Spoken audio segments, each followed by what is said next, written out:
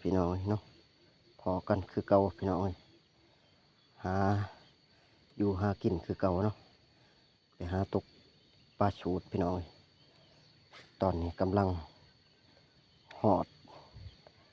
เดินทางเนาะทีมงานเพิ่นกำลังตึกพี่น้อง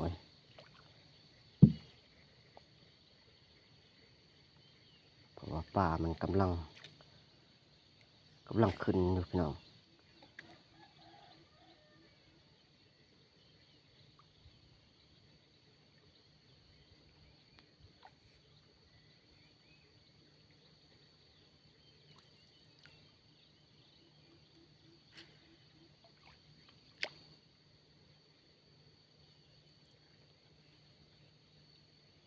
ว่ามันจะขึ้นต่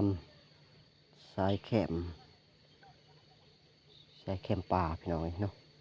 สายต่อ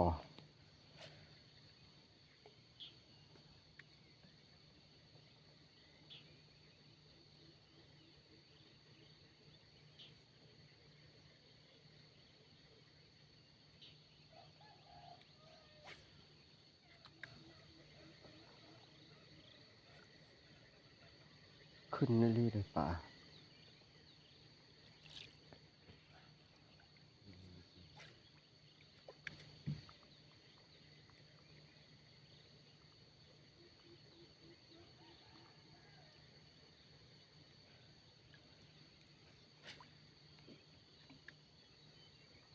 มาลุ้นกันพี่น้อง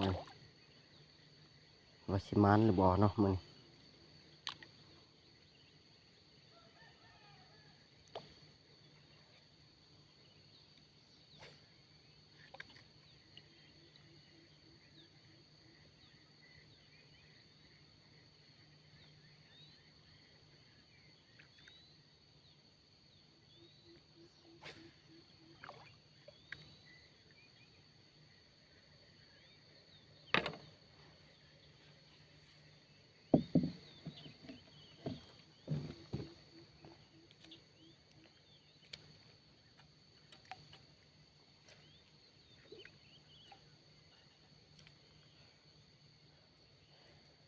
ด้วย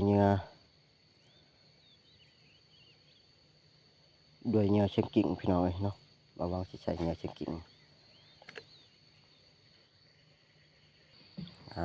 ลุยต่อพี่น้อง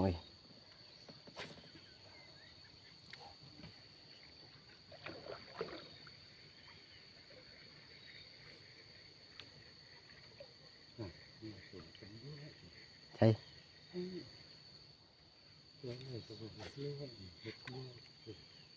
ตัวหน่อยสิ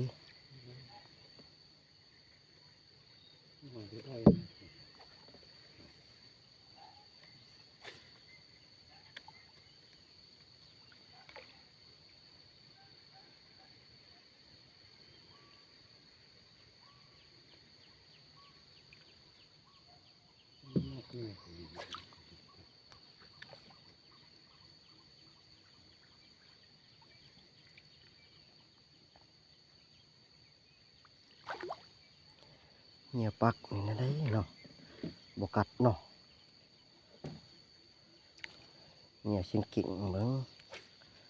ลองเหงื่อเชียงกิ่งเบิ่ง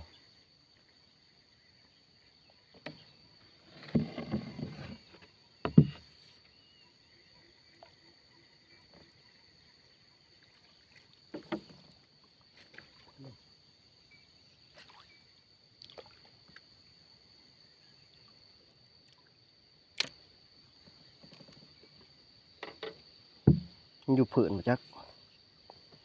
มันอยู่ผืนอยู่จุดตัวนี้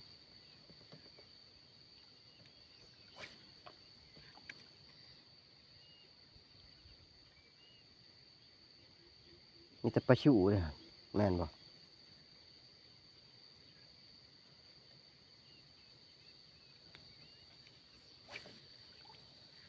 หาอะไรกินปลาชิว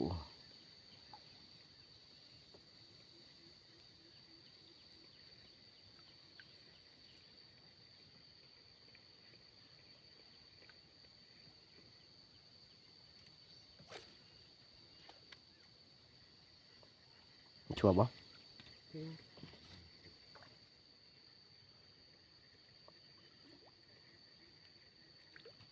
มันเหลือกเหงียวะทดลองเบิ่ง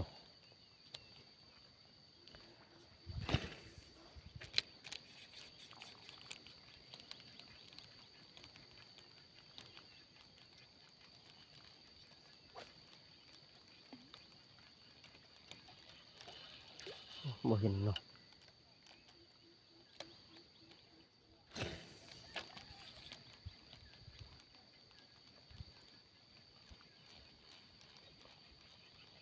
ใช่ชวบ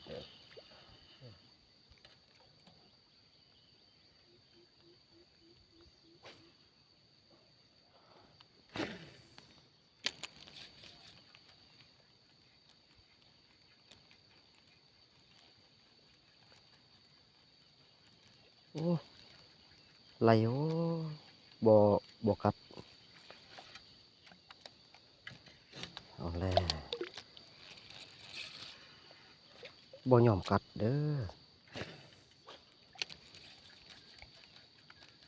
ฮะเห็นบ่เอาโอ้เอาเรียบร้อยพี่น้องเลยเอาจนได้เนาะ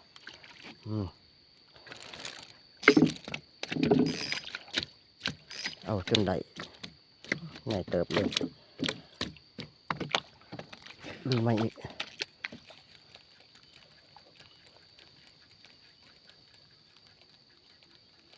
ยังมีอยู่บ่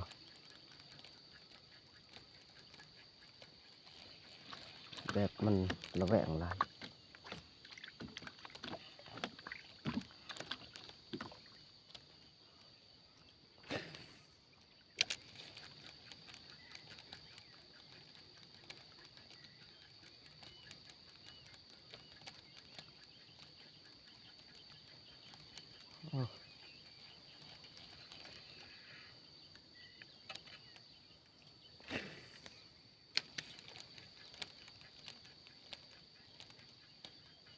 โอ้ไหลอยู่ไหลบ่ชวบ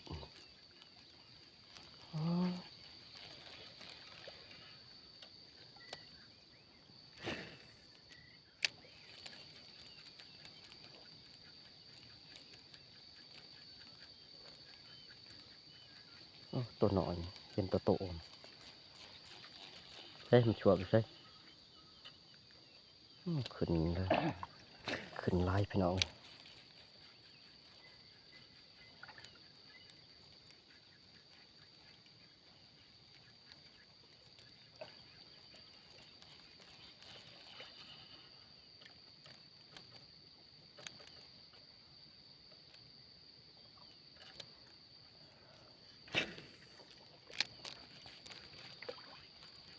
ตัวใหญ่เลยเอา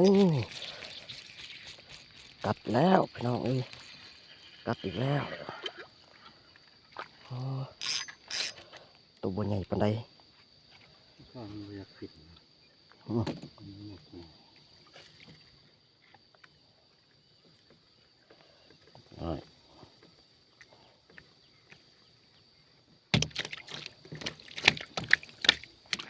มันเหลือกเงี้ยเลย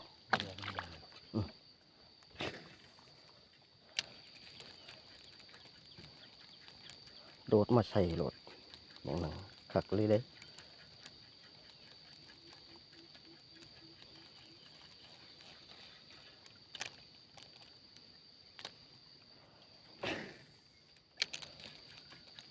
จะลงแต่มันชวบที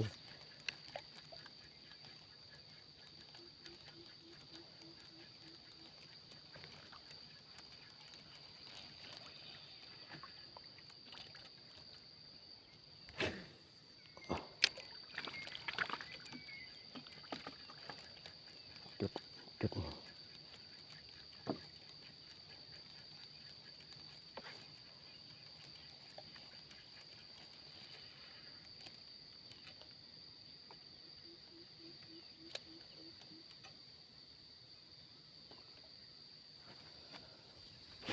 โอ้ชวบอยู่หันบ่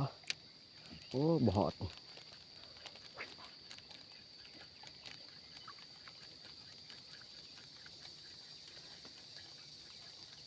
ลอง ก็ดีเบิ้งจุ่มลงผืน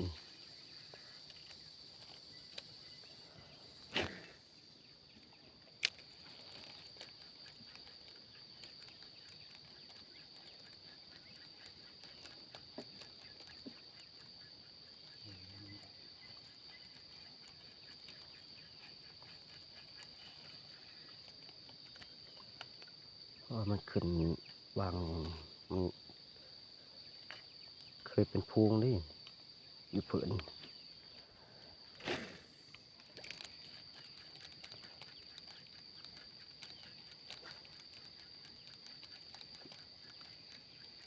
จุ่มหอดผืน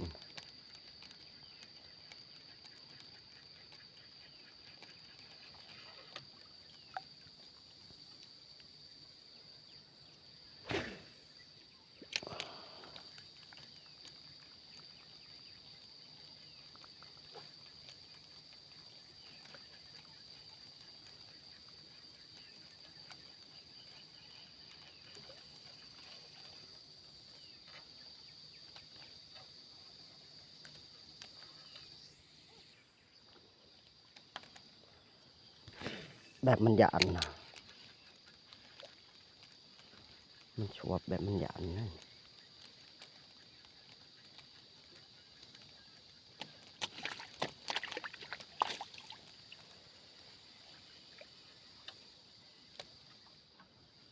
ชวบขนาดเลยพี่น้องเลยเพราะว่ามันขึ้นเนาะเป็นพวงเพราะว่าเฮา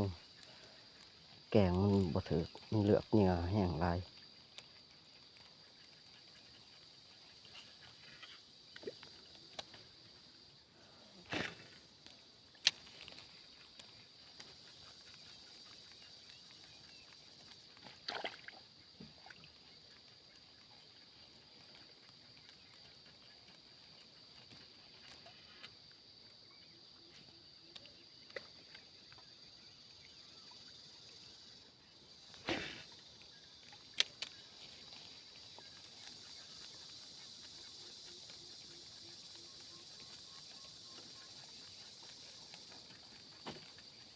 บ่ไหลสั่งเนาะมันไปจังได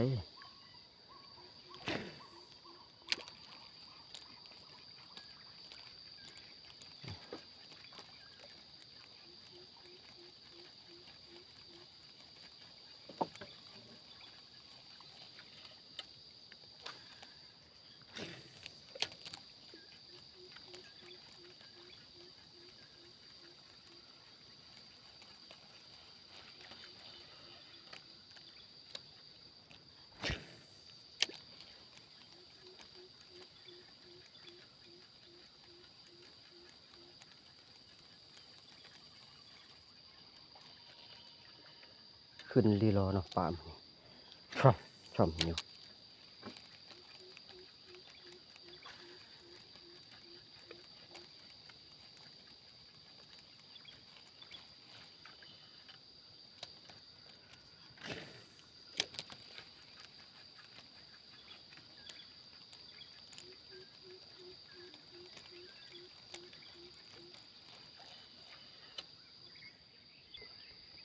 มันเป็นมันขึ้นตลอดเลย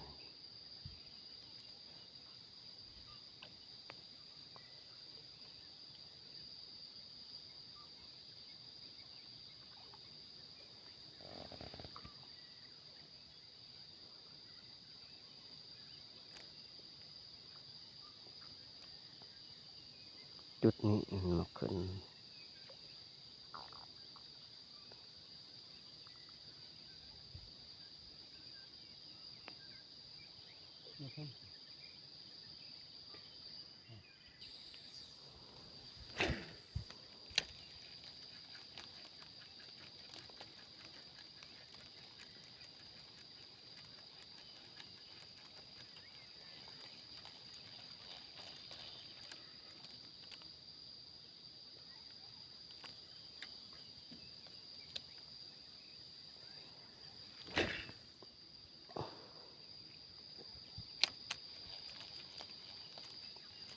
แล้วก็พี่น้องนี่เนาะ บ่หมานปานใดพี่น้องเอ้ยมื้อนี้ได้2 ตัว3กับปลาโลดโถงเนาะเพราะว่ามันบ่ชูกัดพี่น้องเอ้ยมื้อนี้มากัน2 คนมื้อนี้